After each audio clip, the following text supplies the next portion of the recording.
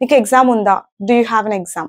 Meeting ఉందా, do you have a meeting. Laptop ఉందా, do you have a laptop. Work ఉందా, do you have work. Okay, ఇలా అడగాలి అనేసి నేర్చుకున్నాం, రైట్. నీకు వర్క్ లేదా అని అడగాలంటే don't you have work, don't you have work. ఏం పని లేదా అనాలంటే ఎనీ వర్క్ అని కూడా అనొచ్చు. We learned this. How do you answer. Answer ఎలా చెప్తారు, నాకు వర్క్ ఉంది. ఇది అందరికి వచ్చు అనిత అనుకుంటూ ఉంటారు. Yes, I have work. అందరికీ వచ్చే ఇంకో కామన్ డౌట్ ఏంటంటే ఐ డూ హ్యావ్ వర్క్ అని కూడా అనొచ్చా అని అడుగుతూ ఉంటారు అనమాట నన్ను ఎక్కువ.